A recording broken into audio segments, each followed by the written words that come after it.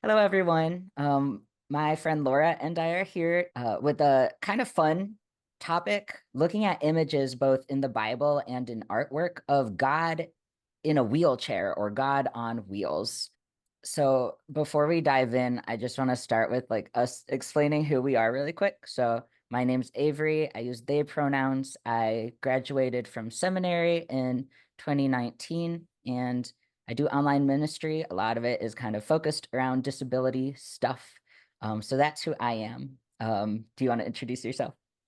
Yeah, hi. My name is Laura. In English, I use they, them pronouns, and Laura in German, where I still use like sie pronouns. Yeah, I live in Germany, and yeah, I am a wheelchair user. I have been using a wheelchair for the last 3 years now. I have several chronic illnesses like EDS and POTS and chronic fatigue. I'm also autistic and queer, and yeah, there's a lot of overlapping identity stuff going on. Yeah. I should also, add like I am autistic, but I am currently able-bodied. So that's part of why I wanted Laura on, just because I have a lot of like scholarship to share, but I don't have the lived experience. Whereas Laura kind of has both the lived experience and just a lot of insight in general into theological stuff. Like I always appreciate the way you interpret scripture and other like theological works. So I'm so happy you agreed to come on and do this. But to kind of start, I wanted to sort of I'm imagining some people's reaction to this being like, why are we talking about God in a wheelchair? Are we even allowed to imagine God in a wheelchair? Is that not somehow, I don't know, offensive or sacrilegious? And I have a passage that I want to read responding to that, but I wonder, Laura, if you want to say anything before I do. It's yeah, I especially as I didn't go to seminary. I don't have any official like certificate to be allowed to discuss theology. So I'm even more kind of always asking myself, am I allowed to say Mm, this? Am I allowed to imagine this? Is this okay? Is this sacrilegious, or is this okay? And during my podcast at the beginning, I was very kind of nervous, always asking proper theologians, am I allowed to interpret mm, this that way? And I've become a bit more, I got more confidence in my interpretations, because when they are needed for liberation, then they're in the spirit of the gospel. And yeah, for me, it's similar with the question, like I have a podcast where I often talk about Jesus being autistic, and yeah. when people ask me, why would you say that? Why would you read Jesus as autistic? Isn't that a bit kind of biased and specific? And my response is, well, you're reading him as allistic. You're Hmm. reading as non-autistic, and that's just the majority reading, because it, being autistic is a minority identity, and so the default is never mentioned. The default is just there. Yeah, And with stuff like a wheelchair, it's more complicated because it's something that didn't really exist in the time. Uh, sure. but Yeah. it's something that we can still see, and that's why those passages that we're going to look at are so important. Hmm. That having like being transported on wheels in any shape or form is a biblical experience, and it's an Yeah. experience that God is sharing with humans in biblical stories. Yeah, for sure. The question of who's allowed to do theology, who's allowed to see themselves in the divine is definitely one that is important to explore. And that actually leads really well into the first excerpt I want to share. This first excerpt is from Rabbi Julia Watts Belser. This is a passage from her book that just came out last year called Loving Our Own Bones. She writes from the perspective of a disabled person who uses a wheelchair. She also writes from a perspective of a queer Jewish woman. So this is her response to people who might wonder, can we even talk about God on wheels? So she says, the idea of God on wheels, it's a shock to expectations, maybe even an affront.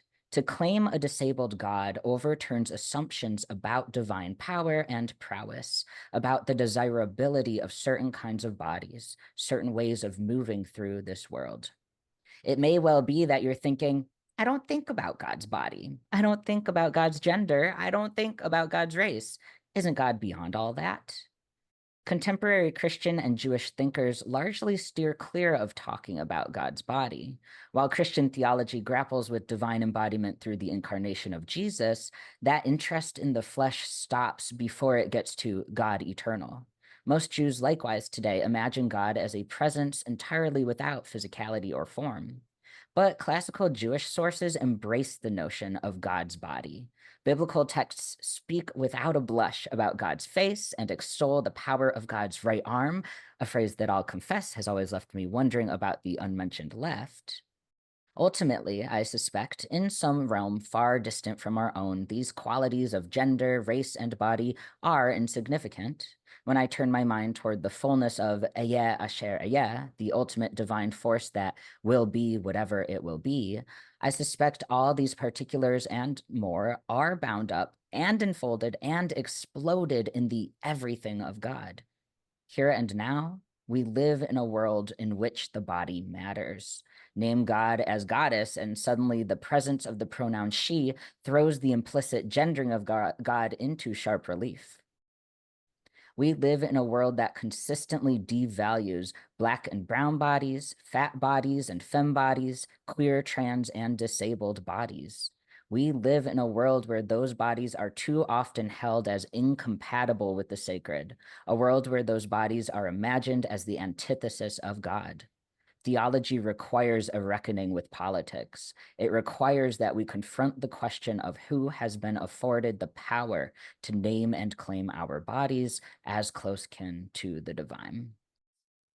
That's kind of neat summarized. Yeah.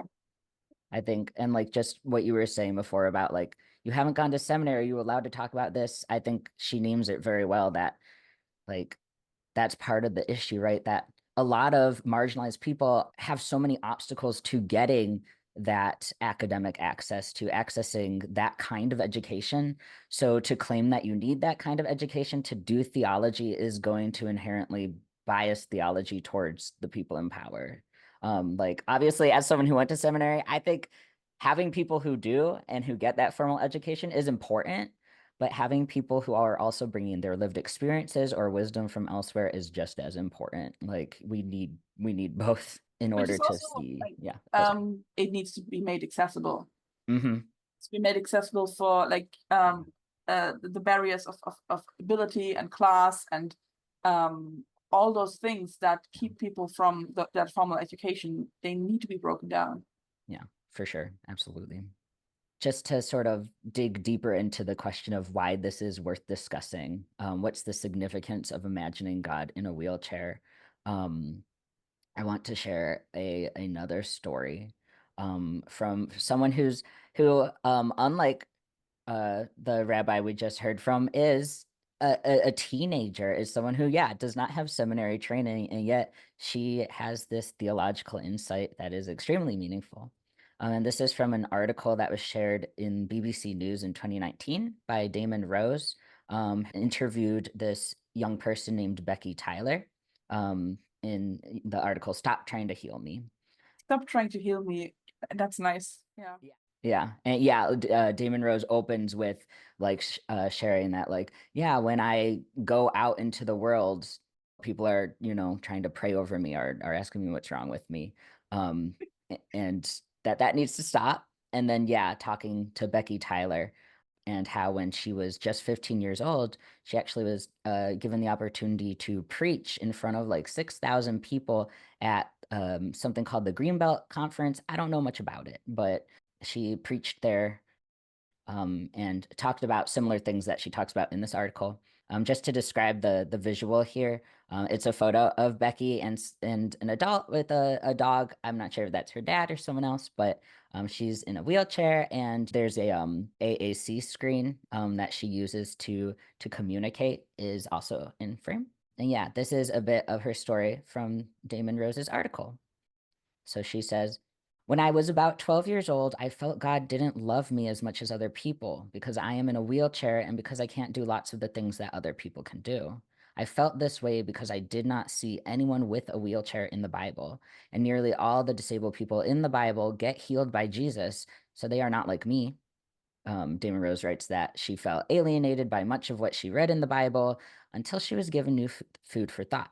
And Becky continues, my mom showed me a verse from the book of Daniel, which basically says God's throne has wheels. So God has a wheelchair. And this is the passage she's referencing from Daniel. It's in chapter 7, verses 1 and 9. In the first year of King Belshazzar of Babylon, Daniel had a dream and visions as he lay in bed. As I watched, thrones were set in place, and an ancient one took his throne. His clothing was white as snow, and the hair of his head was like pure wool. His throne was fiery flames, and its wheels were burning fire. And I included an illustration of this throne, and Daniel sort of bowed down before it. And yeah, it's a throne, a very big throne with wheels and like winged animals all around it. And yeah, Becky talks about how after seeing this and realizing that, oh my gosh, God has a chair with wheels on it, just like me. And it's the best chair, it's God's throne. She didn't feel the way she had that. She saw that she had just as much access to divine love as anybody else, which to me is like the core of why this conversation matters. You know, And I have a friend that has actually said the very same thing about mm, those passages, about her power chair, about mm, this being actually a power chair, but with the fiery wheels and being the best chair. Yeah, being yeah, so this resonates with many people with wheelchairs. yeah, I love that. And this feeling of God doesn't love me as much as other people, and coming back to the title, Stop Trying to Heal Me. I think my experience last year when somebody prayed like over me Yeah. physically, the feeling that I take away from that is that I cause my body, my presence causes people to feel the need to kind of reinstate their image of how God is, Mm, how the human body is supposed to be. I I make them afraid, and I don't want to make people afraid. As an autistic person, as an experience you make over and over, that you yeah. scare people, that you um, people get confused by you, you irritate people, and it's always you that is to blame. And Mm, you try to learn after a while that that's not true, but it's mm, still, this is a huge trigger for being like, my body, and accepting my body and using this wheelchair gives people this feeling of, no, you're accepting something that's wrong. mm, And this scares me. Like, being touched is one thing, being kind of prayed over while I can't move, while I'm in shock, yeah. that's like inappropriate and awkward and all that. But the feeling of, I have scared another person, my disability has scared another person, and she said, next time I will see you, you will walk. And I'm so scared that next time she will see me, that what will happen if I don't walk? God. What will that do to her faith? And I kind of feel responsible for her faith now. And That's this is what those experiences do to us. And then yeah. feeling like, no, it's allowed, it has a place. And actually, God creates a huge, gigantic place for it by having this amazing, huge throne and stuff.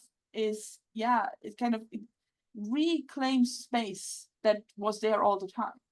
Mm, mm-hmm. Yeah. You've told me that story when it happened, and I just remember like the anger I felt like when you told me about it, because like how dare this person impose her theology on you in this way and in this space that you can't escape from, and that puts you into this object status of being a problem that she sees in God's world. It's just, and I'm also like sad for her. That's a really sad way to see other human beings and to see the divine. And like I get why you feel like, oh no, I've done something wrong, because you're right. That's like what we're taught to absorb, especially as autistic people, and I think disabled people in general, of just like, you are a problem. And realizing and learning to actually dig that out of yourself like takes a lot of time. But honestly, she sounds like someone whose faith needs to be shaken open, because her current faith isn't going to help her through. Like if someday in her life she becomes disabled, like what's going to happen to her faith then? I think that goes for all kind of unhealthy theology. Yeah. That it will, like, the more you kind of, when people kind of profess this hurtful theology, it can be a clue for stuff that is already there, like an issue that is already there within them, Yeah. that they have learned isn't allowed to be there. And so when they see somebody displaying that, all the more so need they to cover it up. Yeah. Yeah. I think the last thing I wanted to say about Becky's story is like her talking about this image of God on wheels being so healing for her is, it reminds me of Laverne Cox talking about the idea of possibility models, and she's talking about it from a trans perspective. But I think it works for any marginalized person, where young people especially, but all of us need these people that model possibility for us, right? So someone in a wheelchair needs to see that it's possible to be holy, or to be a faith leader, or to just live a happy life, right? And so, I mean, God is like, that's like the ultimate possibility model. Like, if God themself is on wheels, then absolutely that affirms, oh, holiness is absolutely possible, from a wheelchair. But yeah, so Becky talks about finding that, like, this acceptance of her wheelchair.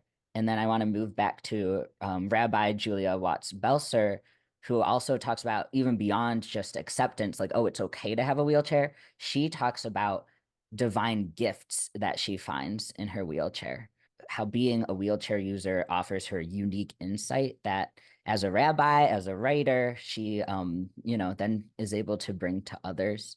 And she talks about this in her book that came out last year, as well.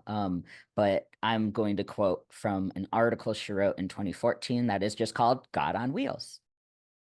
Oh yes, and here's an image of Rabbi Julia Watts Belser. She's in a rose garden and she's sitting in her wheelchair. She has light skin and like brownish, grayish hair, and she's smiling big. She looks very happy. Yeah, she does. On the morning of the holiday of Shavuot, Jewish communities around the world chant from the book of Ezekiel, reciting the Israelite prophet's striking image of God. The prophet speaks of a radiant fire borne on a vast chariot, lifted up by four angelic creatures with fused legs, lustrous wings, and great wheels. One recent Shavuot, Ezekiel's vision split open my own imagination. Hearing those words chanted, I felt a jolt of recognition, an intimate familiarity. I thought, God has wheels. When I think of God on wheels, I think of the delight I take in my own chair. I sense the holy possibility that my own body knows, the way wheels set me free and open up my spirit. I like to think that God inhabits the particular fusions that mark a body in wheels, the way flesh flows into frame, into tire, into air. This is how the holy moves through me, in the intricate interplay of muscle and spin, the exhilarating physicality of body and wheel, the rare promise of a wide open space, the unabashed exhilaration of a dance floor where wing can finally unfurl. And an image by this quote I took from the article. This is like the illustration used in the article. It's called Whirlwheel by Olivia Wise, and I just love it. It's this figure of Yeah, someone it's like in a, amazing. yeah, with brown skin in a bright red dress, sitting in a wheelchair, arms extended, clearly like in motion, dancing and moving. And just given the context of the article, I definitely imagine this as an image of the divine, this divine feminine who is in a wheelchair and just so free and alive with movement. I really like the white light over her Mm, head, in her hands, like there's almost a divine movement yeah, created, a divine presence created through her movement. yeah. Let me keep reading Rabbi Julia's quote. On wheels, I feel the tenor of the path deep in my sinews and bones. I come to know the intimate geography of a place, not just broad brushstrokes of terrain, but the minute fluctuations of topography, the way the wheel flows. When I roll, I pay particular attention to the interstices and intersections, the place where concrete seems to gather uneasily, the buckle of tree roots pushing up against asphalt, the bristle of crumbling brick. I have come to believe this awareness reflects a quality of divine attention. Perhaps the divine presence moves through this world with a bone-deep knowledge of every crack and fissure. Perhaps God is particularly present at junctions and unexpected meetings, alert to points of encounter where two things come together. I love that so much. Yeah. This is something that I've never been able to voice before, but I know exactly what she means by that. Mm. Being like feeling the floor, feeling the ground you move on through your whole body in a way that I have never felt when I was still able to walk. Mm-hmm. And feeling all the textures and feeling the joy of the joy of entering a supermarket Mm. because it's perfect for trolley, so it's perfect for my chair. Or Yeah, yeah. oh my God, this is the most amazing surface I'm on now. Like that is a feeling that I've never encountered before I was using the chair. Yeah, as an able-bodied person, I really cherish this article. I first read it a couple years ago, and it really um brought home for me more than just like sort of like, if this makes sense, like theoretical writings did. Mhm. The way she writes so poetically really made it so clear to me that yes, like people, like our different bodies and our different modes of travel and our different ways of being true, like really do bring us different gifts and experiences of the world, like in this very embodied way. I don't know if that makes sense, but I just It it's is kind of wonderful. the whole body of Christ thing again, that it's additional perspectives. Yes, yeah, It's yeah. not one perspective is lacking something. The same discussion that we have in the ace and arrow community, when we're defined by the lack of something. Mm, No, there are things that we can experience that kind of gets overlooked in other identities. And I just had a thought, maybe to add some of the OCD mm, experience that I have. The thing that she just said about God moving on the surface and being mm, really connected to the ground all the time. yeah. For some people with OCD, especially people with touch OCD, and having to have the correct thought or the correct Mm-hmm, feeling in a moment, um, moving your legs is exhausting because you mm, always make contact and lose contact, make contact, lose contact all the time. So with every step, you might potentially kind of have to redo the step yeah, yeah. because you just had an intrusive thought and you can't let that stick there.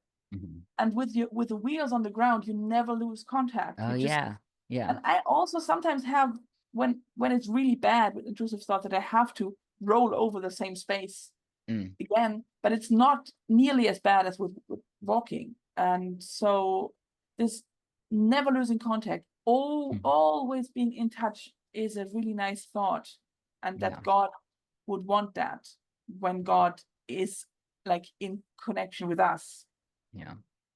Yeah, I just on a similar note, like just thinking of, like you said, that in this body we all have these different experiences and insights. Like I also think about like being autistic and the specific way that finding a really good stim feels, Yeah, or when you get like when I get really into a special interest and just like the joy of that, or being trans and experiencing gender euphoria, like these are things that most people are not going to experience in the same way, and yeah, like they're kind of missing out, and at the same time they probably have other experiences that I don't have, yeah, like yeah, so like we can all talk together and share them, and sort of through that way experience them through storytelling. But yeah, it's just it I think it's just so important always to emphasize that yeah, there are gifts in the things that the world only sees as yeah, burdens. Even like they give the language of like being wheelchair bound,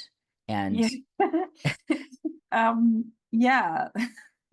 It's such a weird image in my head of being like physically tied to my wheelchair when Yeah, or like handcuffed, like yeah, as if not the like wheelchair was the thing that limits me, hmm hmm like the thing that makes other people aware that physical limitations exist. Yes, the wheelchair frees me.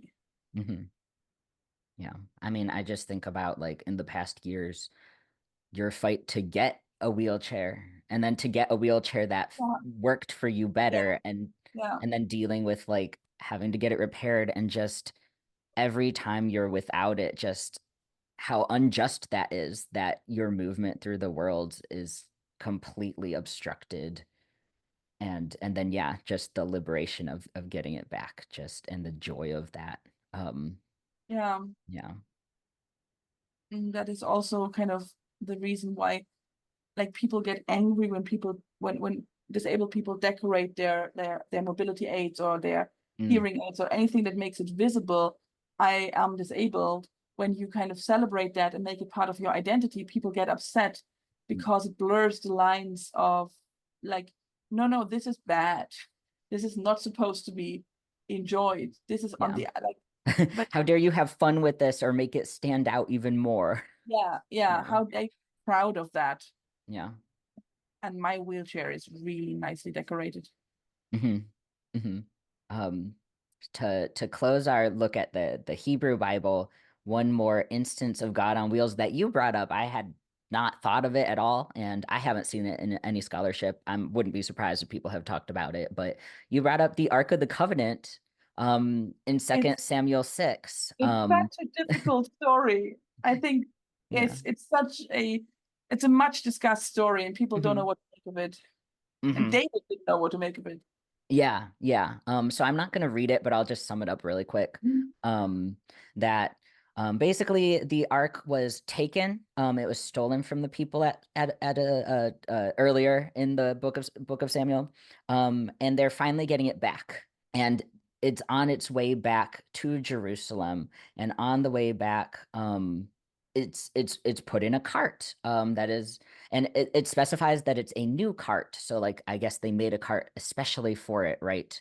And as the cart is going along, there's different people sort of walking alongside it. And David and all the house of Israel, it says, were dancing before the Lord with all their might. So they're celebrating around this cart as it's being wheeled back home.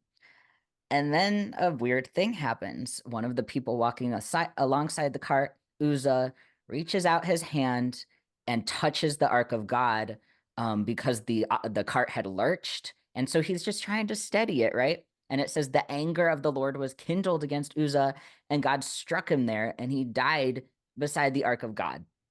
Um, which is what is going on there? Why is God so mad at this? And David, like you said, David is also like, what the heck, God? And it even David was angry because the Lord had burst forth with an outburst upon Uzzah. And after that, David is unwilling to keep bringing the ark to Jerusalem. He doesn't want to bring it home. He's afraid and he's He puts confused. it into a family's home and sees if they survive. And Basically, they do yeah, well. And then he says, well, okay, then it won't kill me. And then yeah, they carry it from there on. They don't yeah, have that. yeah. But it's yeah, I think yeah, millennia of scholars have discussed this story and have tried to find an explanation. And I find it difficult to talk about the Ark of the Covenant anyway, because Mhm, God kind of, it feels like it's not about you did something wrong morally, but it mhm. feels like this is a really, really vulnerable state that God put God's self into Yeah, among yeah. the people, because they have really strict instructions on how to handle it in the tent, and how that the the people who handle it have ropes attached to their Mhm. waist, so if they do something wrong and they die, you can pull them out. I forgot about that. And so it's um Jewish professor of mine once kind of used the analogy of this is a bit like a power plant or Mm, some nuclear thing. It's okay, this is radioactive and we need to harness this energy without getting hurt. It's not moral. It's not Yeah. like you did something wrong. But No. There's just like a natural consequence to yeah, touching something with that kind of energy to yeah. it. Yeah. Yeah. And like God is saying, this is really, there's a lot of tension here. There's a lot of Hmm. voltage or whatever. Hmm. So don't do this, don't do that, and you will be safe. Hmm. And the thing that I had to think of was, okay, this is a big leap, but bear with me. So it's like people who use wheelchairs will tell you never to touch their wheelchair or grab their wheelchair Hmm. without permission or without asking, or like even, yeah, just when you don't know them, when you're a stranger, just don't grab the handles and push somebody across the street. Don't do that. That's scary. That's kind of really transgressive. That's like grabbing another person by their shoulders and dragging Yeah. them. This is a part of our bodies. This is really intimate space. Hmm. And of course, people want to help, but sometimes it's actually about them feeling less uncomfortable, Hmm. And wanting. feeling good, like, oh, I'm helping this poor Yeah, person. I Yeah. can't watch how slowly you're maneuvering across the street, so I'm Mhm. pushing you. No, this is about you. You can't see me being that pace. Or like, I'm so scared something will, I'm like just jumping into action and just grabbing someone. And this room kind of, it reminds me a bit of that, because people who then react angrily and say, get the F off, or like, Yeah. don't touch me, how dare you touch me? Then Yeah. they're like, I'm only trying to help. Just Yeah. be grateful. And then it's this Yeah. this backlash. And it's like, maybe that's a similar thing. Maybe it's Hmm. like, get off me, don't touch me. And with God being God, like the person kind of falls Yeah. dead to the ground. The stakes are a lot higher when it's Yeah. God in this And position. Yeah. people being angry in the sense he just wanted to help. Hmm. Just be grateful. And I think that's, I Yeah. don't know if that is Yeah. a helpful interpretation for that really complicated story, but it's something. I think this this feeling of, I have to contain all my rage, all my anger, all my pain, Yeah. all my triggers, Yeah. as an autistic person who gets sensory overload and overwhelmed and mental pain, and Yeah. as a person with physical pain, and as a wheelchair user whose private space is violated Yeah. constantly, I have to keep it all in. Otherwise, people will not understand. They will think I'm having like an outburst of rage or something. Right, like David I'm says about, justified. yeah, where David's like, oh God, what is this outburst? I Yeah, don't want to be by you anymore, which yeah, is like you were saying before about that woman praying over you, that then it makes you feel like you're the problem, that people are scared. And I don't know it as intimately as you do, but when it comes to like being autistic and having meltdowns, like yeah, it's when I'm in sensory overload, if you touch me, I am going to hurt you by like it will just be a reaction. yeah, Like Leah has my wife Leah has had to learn this the hard way, where she has a when I was melting down one time and she like tried to touch me um to help, right? To embrace me. And I like pushed her really hard, and it's a like it's an yeah, automatic reaction. yeah, It yeah, wasn't, and it made me feel really bad, yeah, but it's also like it's something she, like it's not my fault. It's not necessarily her fault. If she did it again, it kind of would be, right? Like, gotta learn to respect people's space, and that touching people is intimate. Touching the divine is very like just, yeah, having to learn that respect. And I think when it comes to like seeing that parallel in this story, it's very much like this is one of those readings of scripture where it's like you're not making a direct connection. You're not saying this is what the author wanted to see. You're just saying this resonates. There's something yeah, resonant there. And I think that is cool to bring out. Like, yeah, yeah, absolutely, this should not be like the one and only interpretation of this story. There's a lot to unpack in it. But I do think it's one that when you named it, I definitely thought was resonant. and does it. It's like an extreme story that provides a very good rule of thumb for etiquette around wheelchairs. Don't touch them without, yeah, Yeah, without permission. I even know like some people put spikes on the handles of yeah, their wheelchair, yeah. just to make it very visible. Do not touch this. This is called crypt punk. This Yes, crit punk. Yeah. and this is just for Bible nerds probably, but you could have the passage like kind of written Oh on my your gosh. wheelchair with this Oh one. my gosh. That would It be is the Ark amazing. of the Covenant.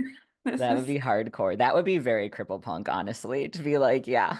just imagine like if you had an open wound that was Mm, bleeding and somebody like put their hand into that and you hmm would kind of shove them away, that would make sense to people hmm because it's a self-defense mechanism.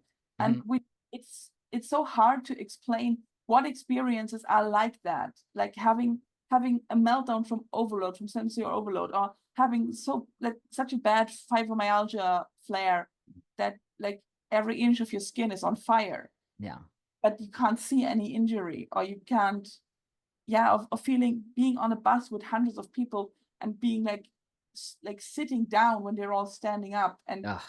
Hmm. and and you can't move properly and everybody's on a rush, and then somebody grabs you. That is scary. That really shocks you, Yeah. and then the reaction is of shock. And Yeah. so I think, yeah, it is important that people believe us when we say this is a situation that will cause a reaction that we can't control. Yes. Yeah. Don't blame us for that.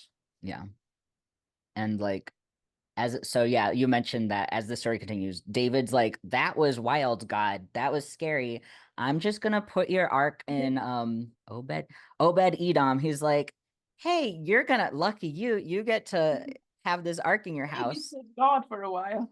Yeah. And it turns out that the 3 months that the ark is in this person's house, the Lord blessed Obed Edom and all his households.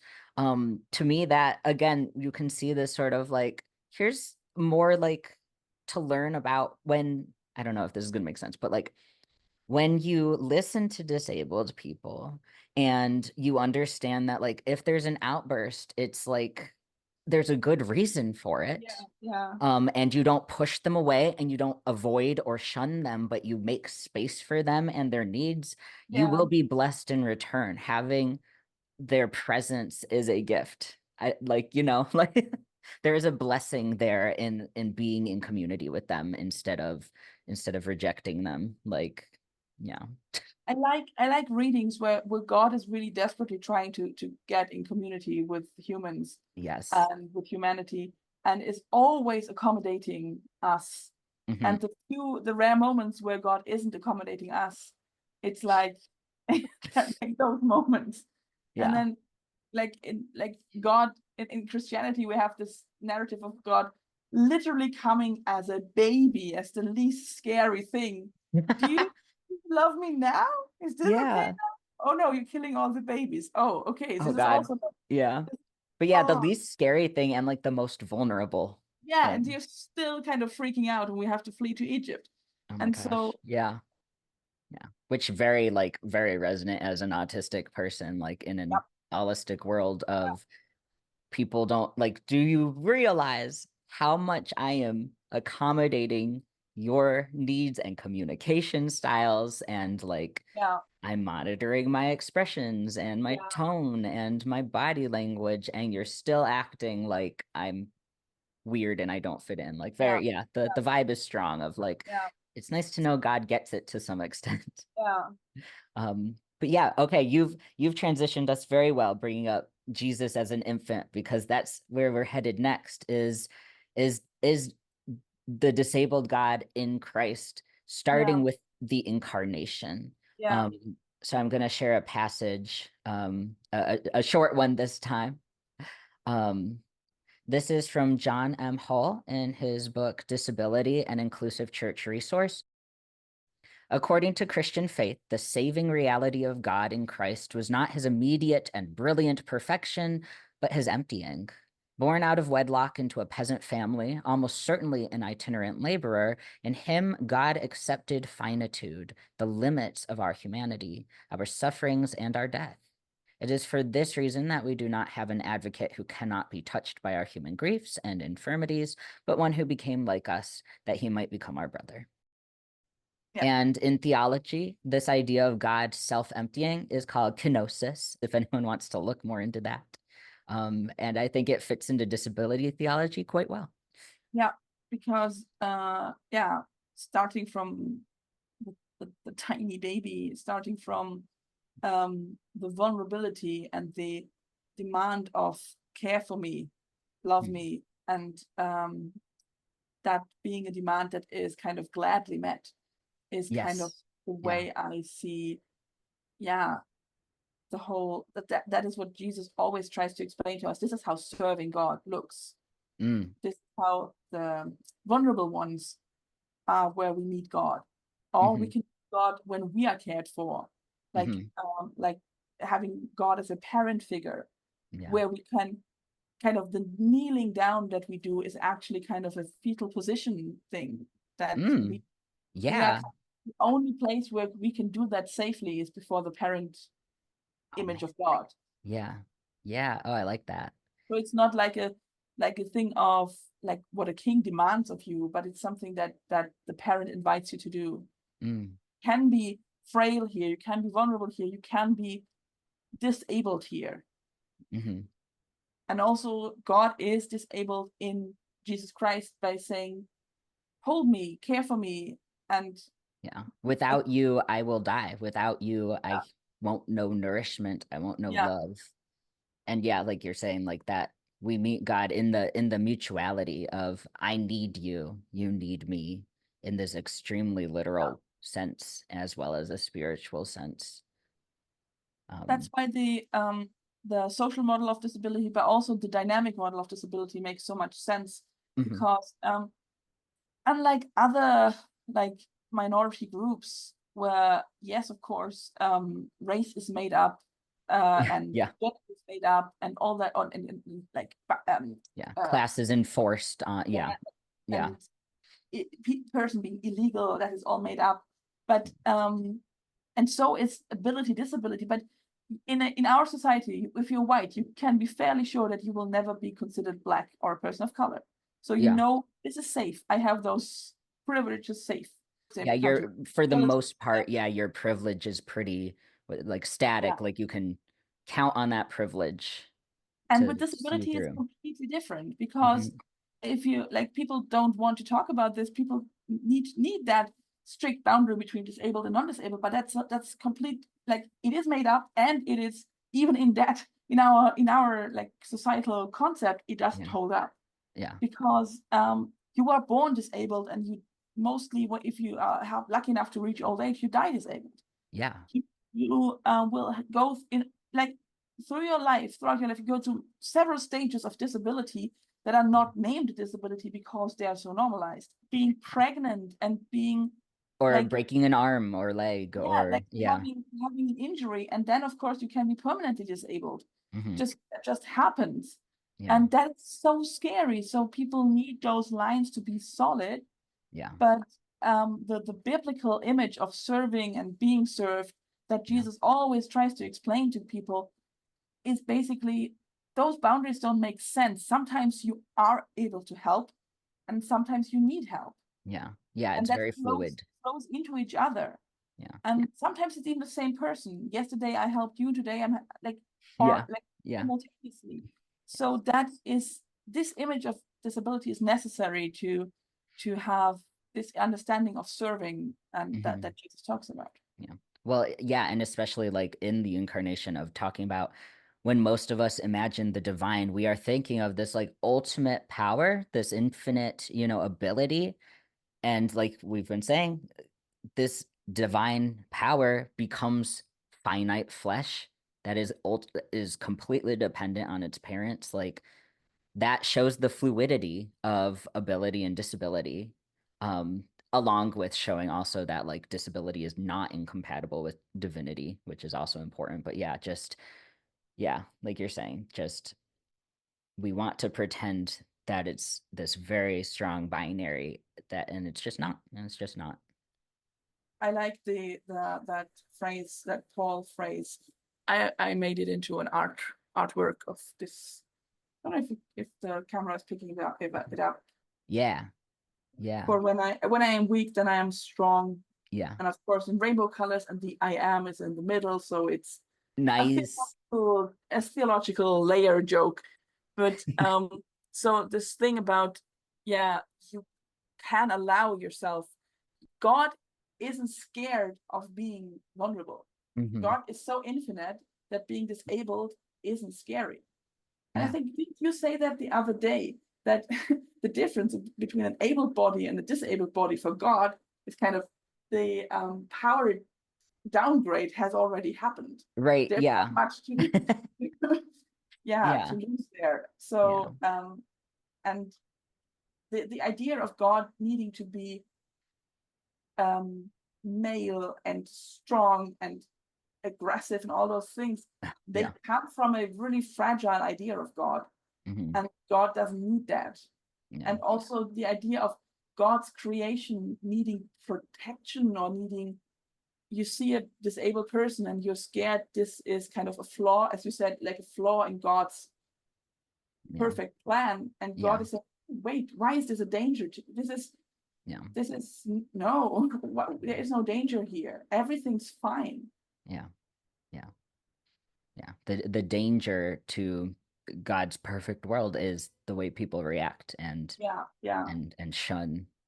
Yeah. Continuing with Jesus. Yeah. So talking about just his very life in the incarnation is the divine embracing disability, and showing us that wholeness and disability are not at odds, that the power of the divine is not at odds with disability and vulnerability. And then we get to the crucifixion, where Jesus sustains fatal wounds. And theologian Nancy Eiesland, in her book in 1994, which is my birth year, The Disabled God, argues that these would have been disabling wounds, that when Jesus chooses to rise from the dead with these crucifixion wounds still on his body, he would have been disabled by them. To show a picture of Our Nancy Eiesland. ability scooter. Yeah, and just because she is like one of the foundational disability theologians. I'm going to read an excerpt from The Disabled God, where she talks about what it would mean for Jesus to rise with these wounds, these the nail marks, so like impairing his fine motor skills, impairing his mobility, and then the wound in his side sort of representing invisible disabilities, and yeah, all of it bringing chronic pain. And yeah, he chose to keep those. The divine didn't, magically wipe those away, which is kind of a nice balance to the healing stories where Jesus is often removing disability from people. Here's Jesus keeping his disability. So this is what she writes. In presenting his impaired body to his startled friends, the resurrected Jesus is revealed as the disabled God. Jesus, the resurrected Savior, calls for his frightened companions to recognize in the marks of impairment their own connection with God, their own salvation. In so doing, this disabled God is not only the one from heaven, but the revelation of true personhood, underscoring the reality that full personhood is fully compatible with the experience of disability. I just had to think about the what many people, when they write about the crucifixion, like this kind of death being the like a shameful death or like a condemned death, and that Yeah. Jesus takes that away too. So Mm-hmm. he kind of takes away this feeling of this is, when this happens, it's over. He says there is nothing to fear here. There's pain, yes, there is death and all those things, but this doesn't separate you from God. Yeah. Yeah. This Yeah. is nothing that reduce your worth. Yeah. Or your wholeness. Um, which now I'm gonna share. You mentioned the Yeah, artwork I made for you. Yeah, this is the art I made on the topic of, yeah, wholeness. I made it say kind of a pun, holy, holy, holy. So like the holes in his hands, and then holy, that he's still whole. The wholeness is not reduced by disability. That wholeness and disability are completely compatible. And then holy, like that he is holy, he is divine, he is sacred. Yeah. that is such a recurring narrative in biblical stories. Yeah. That kind of the things that you have been taught that keep you from the community, from holiness, from God. That's not true. Yeah. And you like the story of the eunuch who basically reads, oh, I always thought I have been cut off. No, I'm actually not. Like, or the woman at the well. Mm-hmm.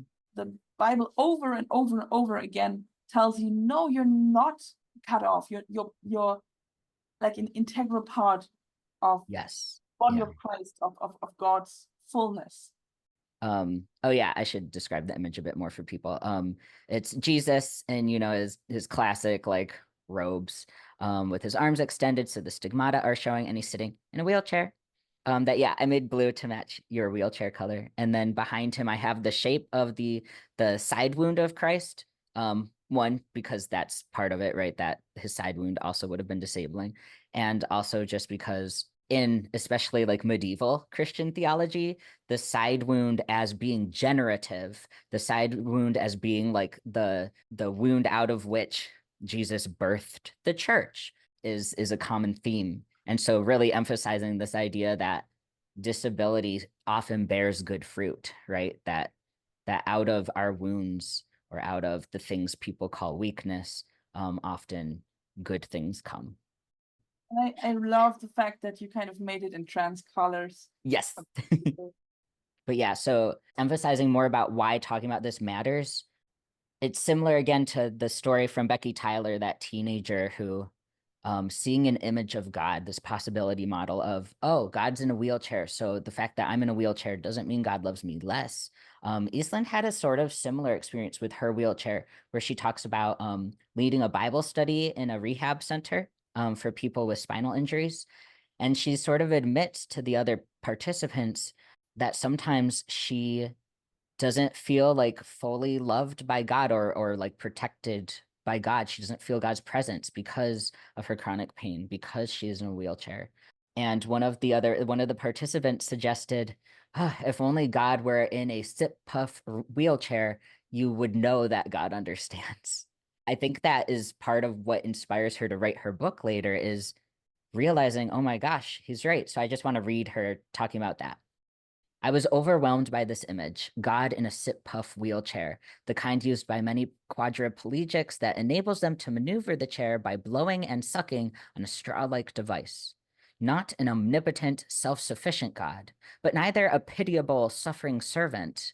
This was an image of God as a survivor, as one of those whom society would label not feasible, unemployable, with questionable quality of life. I didn't know that was the name for those wheelchairs, those that you maneuver with your breath, Yeah. which is kind of a God thing to do, right? To do stuff with breath. Oh, Laura, you're so right. Oh, you're so right. Like breathing life into Yes. something. Yes. Oh my gosh. That's beautiful. The way she talks about people who are in that kind of wheelchair, like that is by society's standards, like the ultimate expression of, like she says, of having questionable quality of life. And so to imagine God in that kind of wheelchair challenges that image. I mean, there are a lot of people whose quality of life I question, but they're not the demographic that you might yeah, That it's you'd not expect. Yeah. people. It's kind of people who have kind of deliberately cut themselves off from Mm. feeling and from empathy and from caring for Mm. people, because Yeah. I feel like, oh, doesn't that feel like painfully dead inside?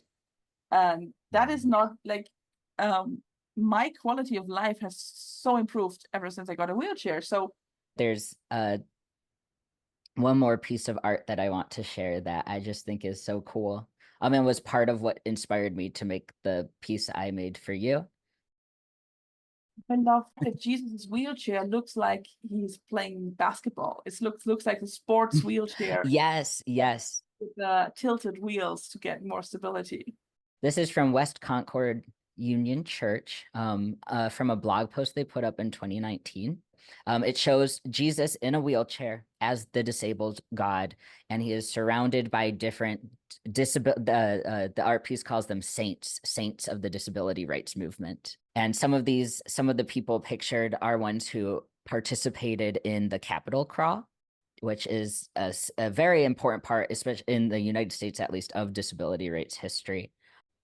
So yeah, basically the Capitol building, which is like the seat of politics in the United States, didn't have a ramp or an elevator. So they're like, okay, we're going to crawl up these steps and we are going to show you how ridiculous and unjust it is that you don't have another way for us to get up here.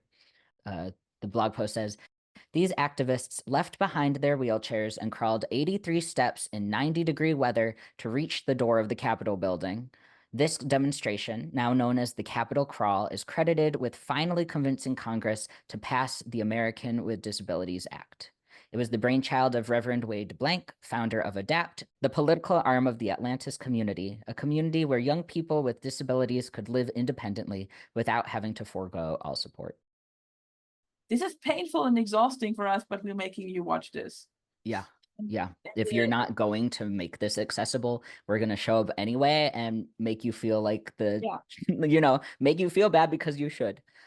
But yeah, so the Capitol Crawl got the ADA passed. Christian churches worked really hard to make sure that they wouldn't have to abide by the ADA. Right. Yeah, it's horrible. And I think it's really important to point that out. And the argument was it's way too expensive to kind of install this. And we had those poor institutions with those old buildings who. Yeah. A lot of churches don't have a lot of wealth, but I wonder if they had to abide by the ADA, maybe they would have been able to get grants. Like I don't know how that works. I don't know politics. Maybe that's made up. But I feel like they might have been able to find a way to make their spaces accessible.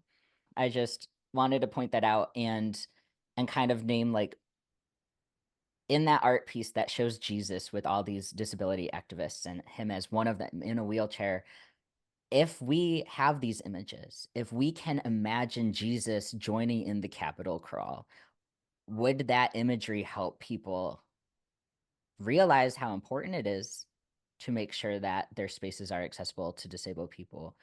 It's not like the one fix, but I think having imagery that allows us to expand our ideas of God and the divine and of disability make a difference. Not all edginess leads somewhere, but I think when you in all good faith say, I need to imagine my God in a wheelchair, and people are kind of offended by that, then there might be some ground to change some opinions there. Yeah. If nothing else, it's evocative. It'll start a conversation. And we don't say this often enough. It goes with everybody who's kind of told is not allowed to be part of God's community. The spiritual harm, the psychological harm that this does is immeasurable. Yes. The feeling of there's something wrong with me. If it doesn't matter what we're talking about queerness or disability or whatever, it leaves scars that you sometimes aren't even able to name. And that feeling of, I had moments where I kind of burst out into tears, in moments where I realized, oh, I do belong.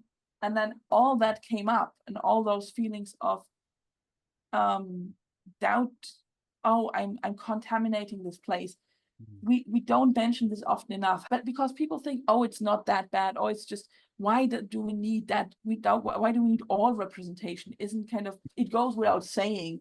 No, you need to affirm it. You need to say it out loud. You need to tell people, I know there's a wound, there's harm, and this was a lie. You've been told a lie.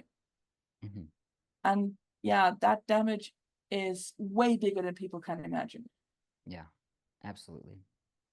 And yet I do, like, part of the good news of disability theology is that when we acknowledge the wounds, good fruit can come from that.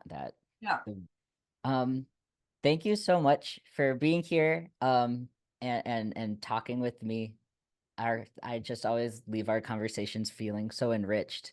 I do want to say everyone should check out Laura's podcast, the Autistic Liberation Theology podcast. I'll include links where you can hear a lot more disability theology and these ideas of embracing our vulnerabilities instead of being afraid of them. There are some episodes in planning. There will be new ones soon at some point. But yeah, so I wanted to wrap up with a meditation on the body of God by Bekah Anderson. Imagine the body of God.